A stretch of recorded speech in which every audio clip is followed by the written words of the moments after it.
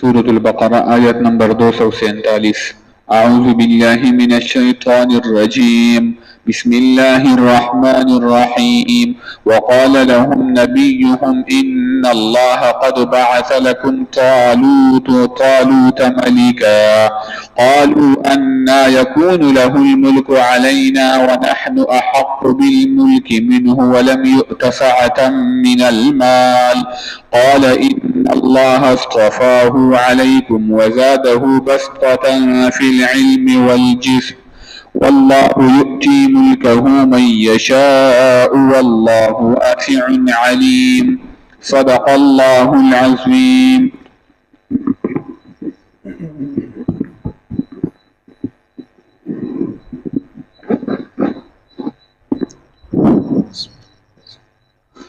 الحمد لله وحده والصلاة والسلام على من لا نبي بعده أما بعد قال الله تعالى في محكم كتابه أعوذ بالله من الشيطان الرجيم بسم الله الرحمن الرحيم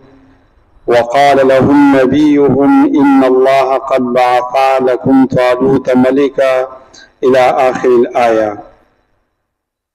وی د دینه مخکې موږ دا خبره ذکر کړې وه چې د حضرت موسی علیه السلام چې کله د دنیا نه پرده وفرمایله او موسی علیه السلام باندې الله تعالی مرګ راوستو، نو بني اسرائیل د هغې نه بعد ډېر زیات ګډوډ شوه،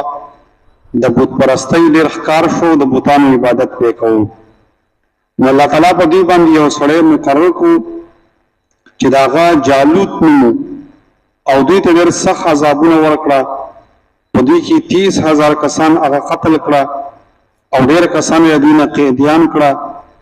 نو دې بني اسرائیل یو سوچ وکړو، سوچ یې دا وکړو چې ګوره موږ دا سړی قتلوي او زموږ دا نسلونه ختموي، نو پکار دا ده چې موږ اقدام وکړو، د دې سړي سره موږ جنګ وکړو، جهاد ورسره وکړو. نو موسی علیه السلام خو نه و،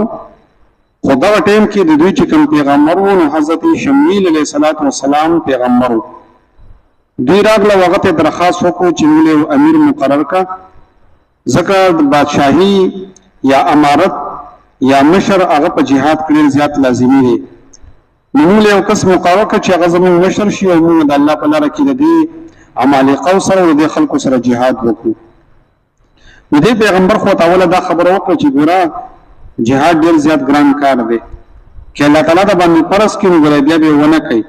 نو دوی ولې نه موږ د کورونو ویستو، زموږ یې ماشومان قتل کړه، خامخا به موږ جنګېږو. نو دې سوچ کړو چې دې پیغمبر ورته ووایي چې الله تعالی به ستاسو دپاره یو کس مقرروي، خو الله تعالی ما ته لا ښوولی نه دی. نو دې کې تفسیر مظهري لیکلي دي، وایي د شمیل علیه السلام ته لا پته نه وه چې الله تعالی به د دوی دپاره څوک مقرروي. یو ځل د شمیل علیه السلام په یو ځای کې ناست و، په دې کې یو کس راغی او ډېر زیات مزیدار دنګ قد والا و او ډېر زیات حسین و، الله تعالی ډېر زیات حسن ورکړی و، طاقت یې برابر و. نو دې داسې د حضرت شمیل علیه السلام مخې ته تېر شو، نو الله تعالی ورته وحي وکړه چې دا هغه سړی دی چې دا به ګورې مشر یې او د ده په بادشاهۍ کې او د ده په مشرۍ کې به تاسو جنګ کوئ. نو ده ورته آواز وکړو. نو د اصل کې نوم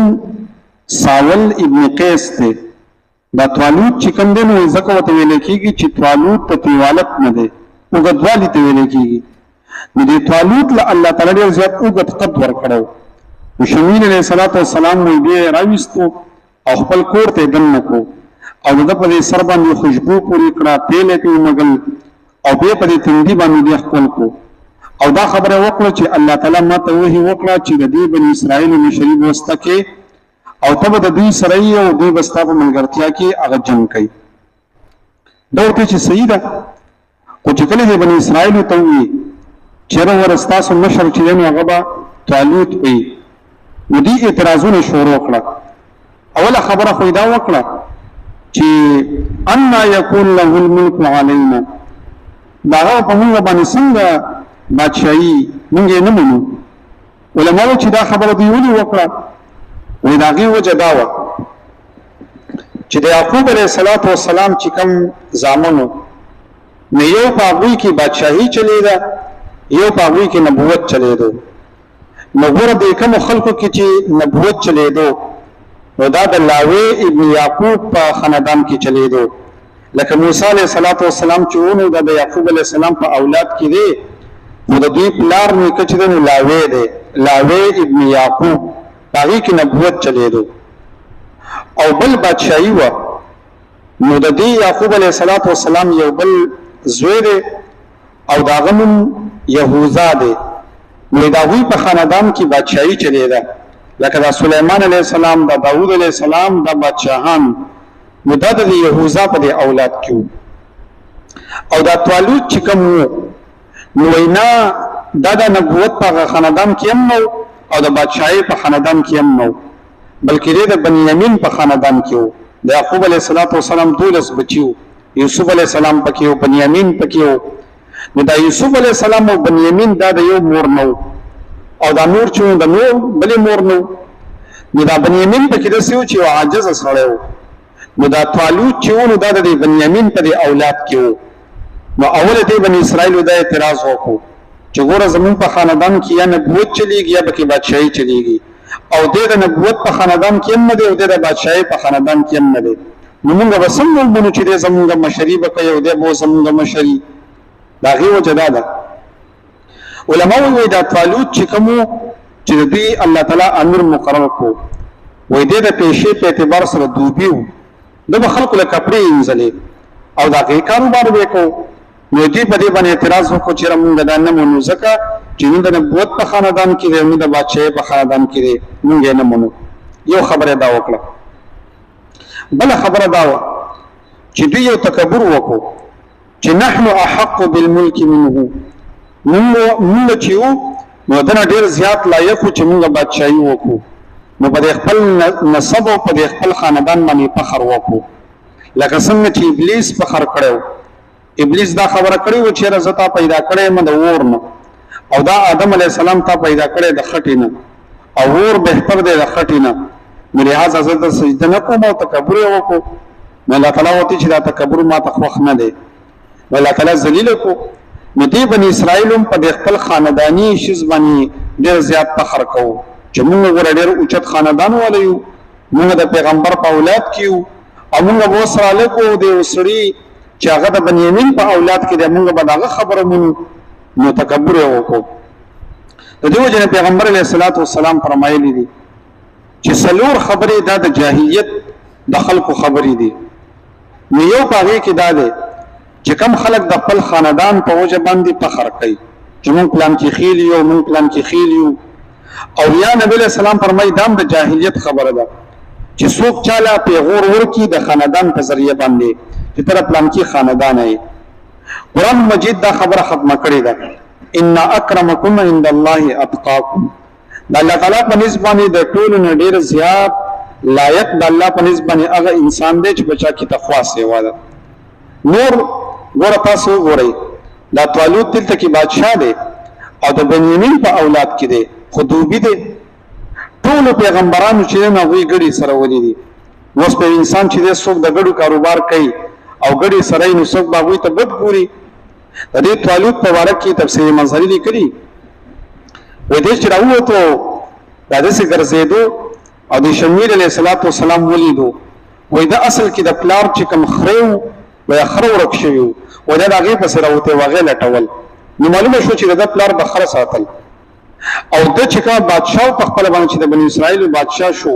دغه په خپل د خرو په سره وته و دغه کاروبار وکاو او ما تاسو ته چې د پیشې په لحاظ سره دوبیو او په دې باندې فخر نه دی کړی پیغمبر علیه السلام فرمای انا سید ولد آدم ولا فخر زه د آدم علیه السلام په بچو کې سردار یم خو ورزه په دې باندې فخر نه کوم چې زه مثلا د قریش یم زپلان کې ما په دې باندې فخر نه دی وکړ ما تاسو ویلو ادریس علیه السلام ټیلری کړی دا ټیلر وو داوود علیه السلام انګر وو انګری به کول اصغر به جوړولې پیغمبر علیه السلام په خپل فرمای امام بخاری حدیث نقل کړي و ټول پیغمبرانو بيزي او غري ساتلې دي او امام د مکه معظمه په دې غرونو کې په یو سو قیرات باندې بيزي ساتلې دي پیغمبر علیه السلام په خپل بيزي ساتلې دي د بيزو کاروبار کړی دی پیغمبر علیه الصلاۃ والسلام په خپل باندې تاجرم وو. دغه شانته کې پیغمبران چې تاسو راولټوي کان نوح النجار، نوح علیه الصلاۃ والسلام ترکان وز دا خلق څه کوي، د خلکو خیال دی دا پلانکې چې دنه دا کسب کوي، پلانکې دا کسب کوي، او دا غریب خلک دي او یو خاص طبقه یې موږ چې دنه ملکانان یو موږ دسی یو موږ دسی نو تم د آدم علیه السلام زوی یو زم د آدم علیه السلام زوی د کوم شي نه چې ته پیدا دا غنه زم پیدا نو لہذا په دې شزونه باندې دا فخر کول، امتیازي ځان ته سلوک حاصلول دا فضل کار دی.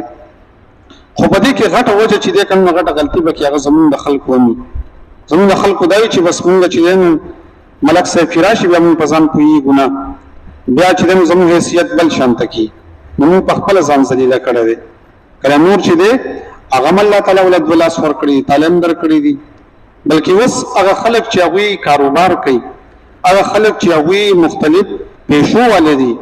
دا هغه ماشومان سبقونه وي، هغه الحمدلله په لوی زګونو کې برتي دي، لوی ډیګرانی وته حاصل دي. خدا با حالات پسند بدلول بکاری. قرآن مجید کې الله تعالی فرمایي الله تعالی د چا حالات نه بدلي چې خپل ځان ته حالت نه بدل کړي، حالات پسند بدله، حالات مدا بدله چې د خپل بچو باندې سبق وایا، تعلیم کو وکا، بهترین زګونو ته ورسوا، بهترین پوسټونو ته ورسوا، نو دا خلک بیا پتا باندې دوره دباو نشي کولای. نو مسله دلته کې دا چې دیم دا خبره وکړه چې ونحن احق بالملك منه، موږ دنه په بادشاہي کې ډیر زیات لایق یو، په خپل نسب باندې فخر کوو. درېم خبره دا کوله ولم يؤت ساعة من المال، بل پر اختیا په مال کې نه ورکړل شي، دی غریب سړی دی او موږ به زده خبره مونږ د سره مال نشته. نو الله تعالی وتوی چې ګوره ان الله اصطفاه، الله تعالی دې منتخب کړی دی. نو چې الله تعالی غوړه کړی دی نو لہذا الله تعالی تاسو په باندې اعتراض کوئ، نو الله تعالی د دې بیا جوابونه کوي. نو ولته طالوت علیه السلام دا خبره وکړه چې ګوره الله تعالی دې مقرر کړی دی بسطه فی العلم والجسم، چې په علم کې ډېر زیات جوړ دی او د جسم او د قوت هم الله تعالی ډېر زیات برابر پیدا کړی دی. نو بسطه فی العلم له مطلب دا دی چې د بادشاہي څومره خبرې دي نو دې په پوهیږي، د جنگ په ترتیب باندې پوهیږي. د دې وجه علماء دلته کې و چې د علم نه مطلب دا دی چې کم انسان په کم میدان کې کار کوي نو دا غي نه بزان خبرې، لکه انسان مثلا فوجي کمانډر دی نو د خبرې د جنگ د اصولونه چې جنگ څنګه کول پکار دي.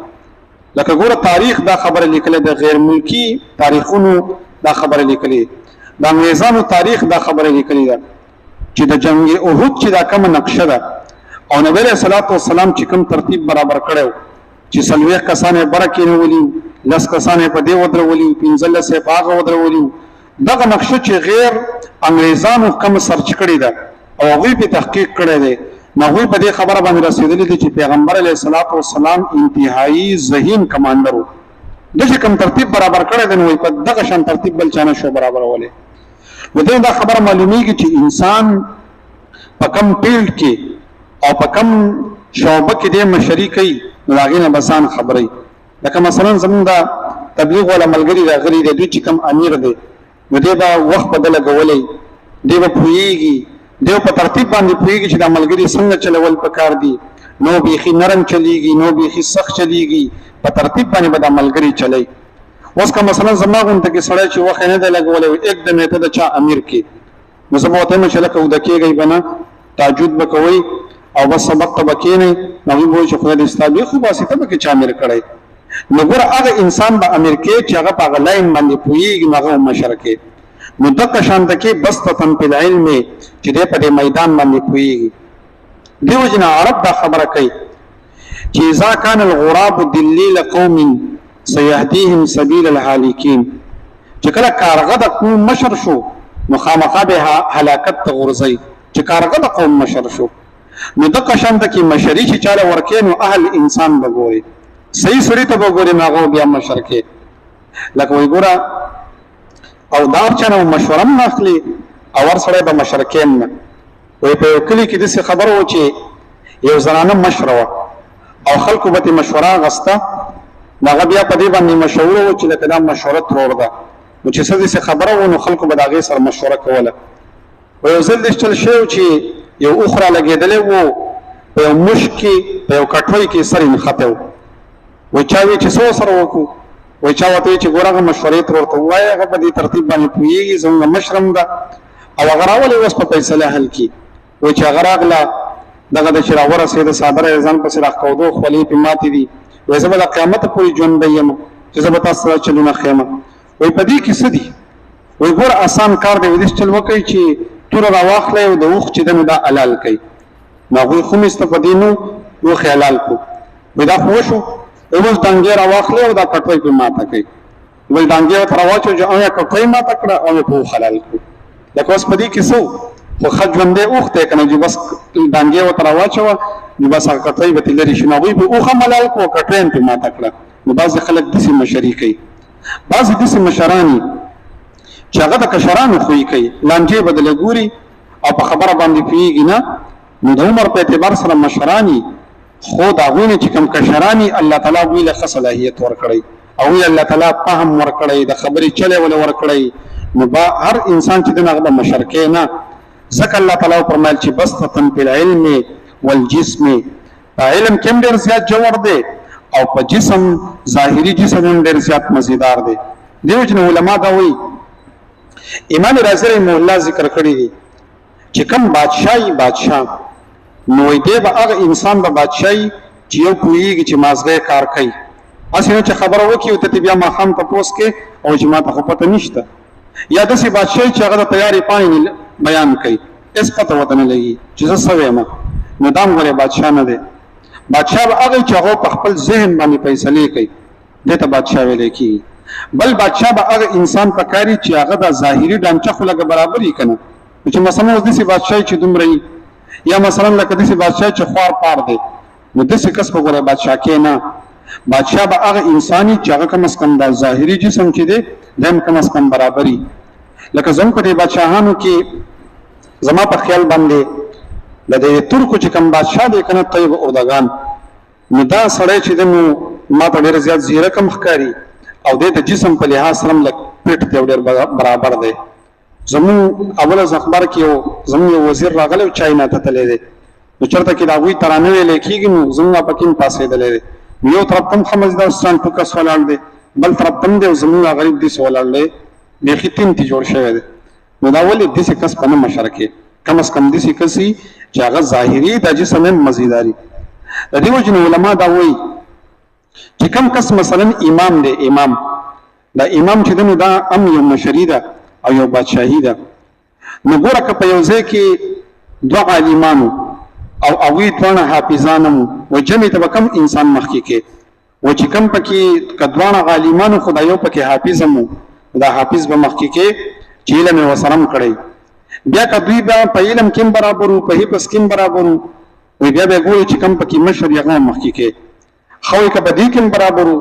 وایي که په دې کې برابر وو نو بیا به یې وګورئ چې کم ظاهري جسم د چا برابر دی،